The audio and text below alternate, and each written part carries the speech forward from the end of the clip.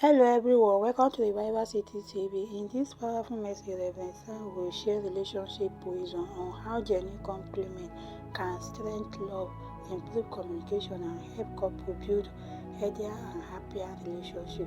Please kindly subscribe, share, and like and watch this video today. Thanks, God bless you.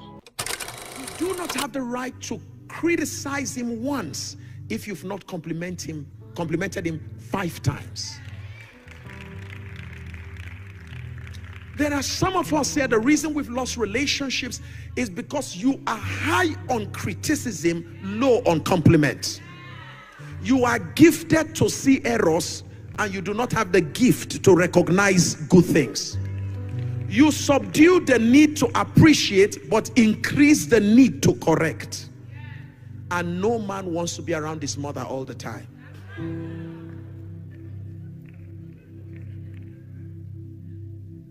You sound too much like my mom, I walk away from you.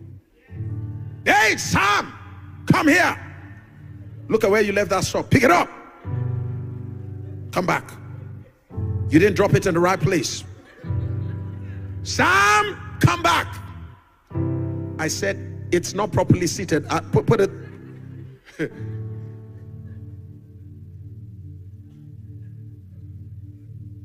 Increase your capacity to sustain positive attitude behavior even in negative situation. Increase your capacity to constantly change, evolve, and adapt to meet the dynamic needs of your partner.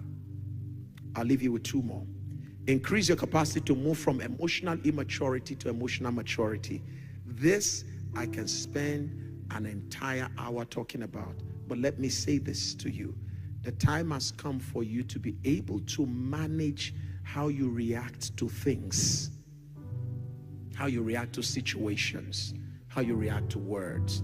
It reveals whether you are emotionally matured or emotionally immatured.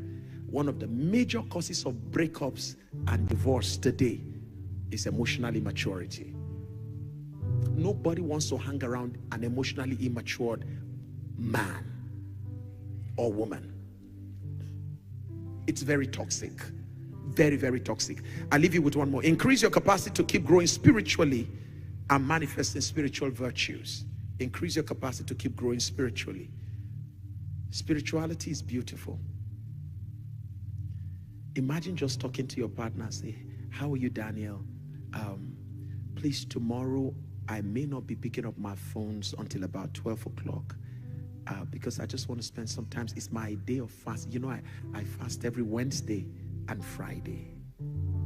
So I usually will not pick up calls until about 12 in the afternoon. Is there anything you want me to be praying about?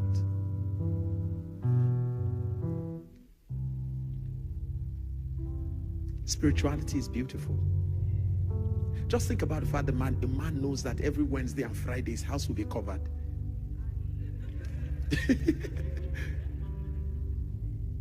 And how would you feel when a man calls you and say, how are you, Daniela?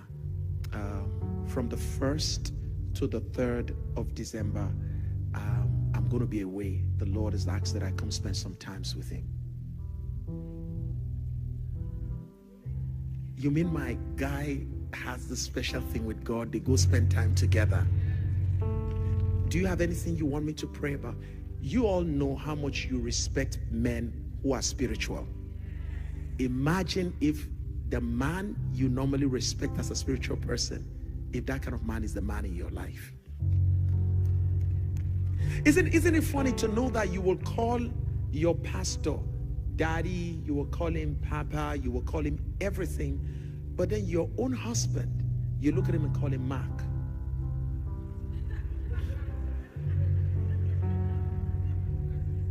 You know why? Most times you have no regards for a spiritual life. The only reason why you call a younger person to your husband with some reverence is because of the spirituality you associate with the person. So 2 a.m. today, I went to bed very late yesterday, and then 2 a.m. I thought I was going to spend some hours in sleep. 2 a.m. the Lord woke me up. He said, I want you to spend time in prayer for this meeting. And I was on my knees. I had to walk away from the bed. I was on my knees for 2 hours until about 4:30 in the morning.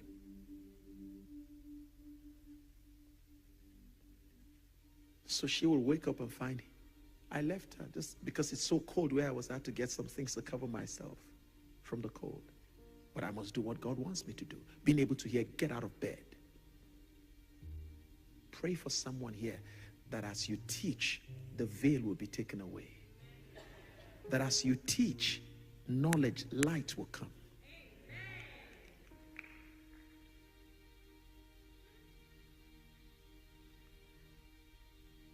So she's used to that. She's used to seeing me come into bed 9 to 12. I get out, I go to my study, and I will stay in the study, pray from 12 to 5 o'clock before we start our morning prayer every day, which we've been doing for over 1,300 days now. 12 to 5.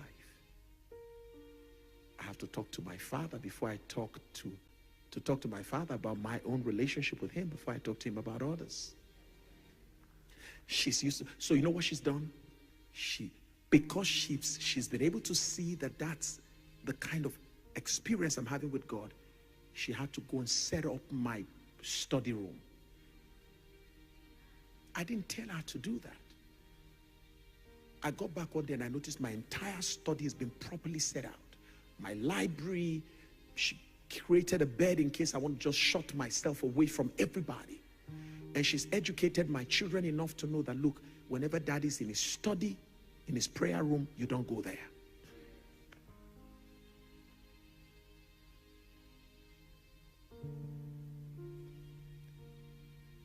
So she respects me not just because I'm her husband. She respects me because I'm a man of God in her life.